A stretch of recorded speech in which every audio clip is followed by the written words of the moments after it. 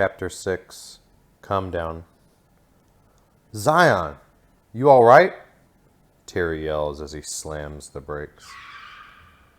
Terry is quickly getting out of the car after seeing Zion's helmet dispense an entire vial of blue fluid into his head. Zion falls out of the back seat and starts vomiting profusely. It seems to never end as Zion gasps for his breath. Terry can only hold a hand on him as he expels blue fluid out of his mouth. Zion remembers Zafson's threat and starts to have a panic attack shortly after his last vomit, something Zion hasn't experienced for 7 years. His eyes roll back and he can't breathe. Terry tries to comfort him, but Zion feels like he is seizing. Zion only sees Zafson's face over and over again as he scrambled about the asphalt, and no words Terry says are coherent. Zion is in a deep depression for his lost mother and friends and is desperately trying to hang on, but this attack seems like it would be the end of him. When suddenly, Eddie's face pops in his mind. Zion thinks deeply as his attack stops. Eddie has what we need, Zion speaks. What, man? Are you okay? This is really messing with me, man, Terry yells. Zion looks to Terry. My cousin never got picked up from school. Let's get him. He says, somewhat feeling like himself again, the first time since he first tasted the blue fluid. Terry nods. Zion's head falls in his lap in agony, the crown feeling heavier than usual. Let's get some smokes. I need to calm down, Zion says softly. Terry sighs in relief to see his nephew acting like himself. Agreed.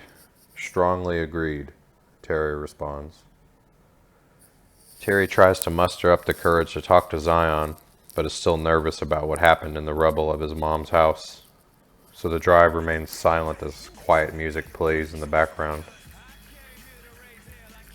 They pull up to the popular smoke shop in the area to find no parked cars or people, totally abandoned like most of the city seems like. With a population of 672,662, Terry knows something is off. As soon as they park, Zion quickly heads for the door with Terry quickly following. Wait, Zion, I gotta ask you something. Terry is interrupted by the store's door closing with Zion inside. Man, Terry shouts as he follows. Zion, you gotta talk to me, man. I'm glad you're feeling better and all, but you're worrying me a lot. I know that crown ain't supposed to be on you. Talk to me, bro. Terry asks as he locks the door. Zion responds by sparking up a cigarillo he had just unraveled from the cheap plastic. He deeply inhales as the room fills with light smoke. Zion sits calmly on the store's counter. What happened to you in the back seat, Zion? That vial on your crown filled all the way up with blue fluid. I watched it inject into your head. Your eyes turned blue. You were scared at first. Then I seen you just slip. Like you popped a Xan or something. Zion exhales. Something really wrong is going on, man. I ain't no genius. And I can cut some damn good hair. But I know that this is only gonna get worse. Maybe a hospital or anything, man. I don't know what to do. Zion hops down. Zion is in deep thought. He can only think about getting Eddie, and he knows Terry will be of assistance. Terry, Zion says softly as he walks to the coffee machine. He slowly pours 2 cups of coffee. Eddie is all that matters at this point. We must get him, and we can talk more then. You might not make it there, Terry interrupts. Shut up, old man. I'm a worry about myself. but I do need your help getting Eddie. Terry looks cross, but then he smiles. That is Zion, he thinks to himself. The two nod and drink the coffee slowly. The duo walk from the store. Terry, behind Zion, notices that a small amount of blue fluid still sloshes about in his crown. He reaches for a cigarette and passes it to Zion, which feels more like an offering than something friendly. The two get in the car and drive towards the school. However, on the side of the same smoke shop, a homeless man is making haste on the abandoned food from the store. He clearly has been living in the alleyway since a crown tried to hit him. The narrow alleyway seemed to have saved him. The crown bounced about like an angry pinball as it tried to get him. The homeless man is well aware of this, so he keeps a close watch on the damaged crown since it came down. The sparking crown lay motionless by a trash can.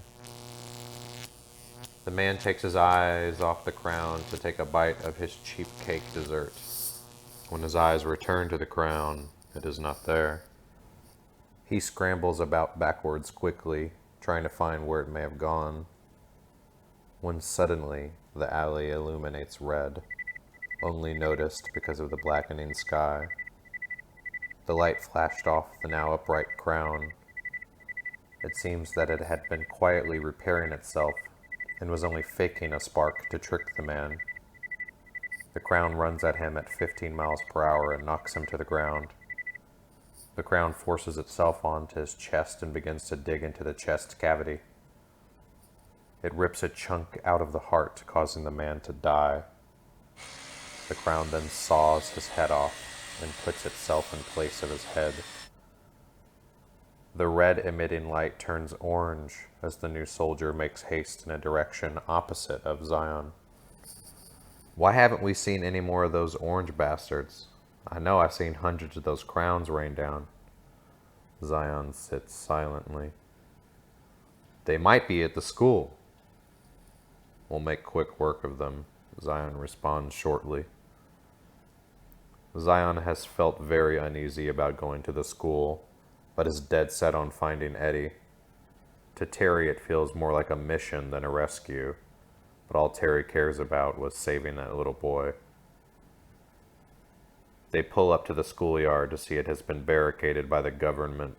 Military personnel riddle the entire area, and Zion looks madder than ever.